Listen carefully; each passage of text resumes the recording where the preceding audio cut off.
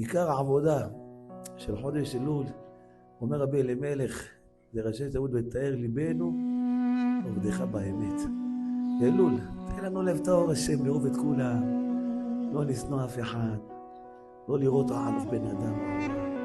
כמו שהשם קבל את הרע שלי, אני אקבל את הרע של אנשים אחרים. כמו שאני לא מסנן. אם ברוך הוא יש לי הרבה רע, אתה מקבל אותי איך שאני. למה אתה תקבל, אומר הקדוש ברוך הוא? אנשים אחרים שלהם רע, יש להם דברים לא טובים, יש להם עבירות, יש להם תכונות לא טובות. גם לך יש, גם אותך אני מקבל.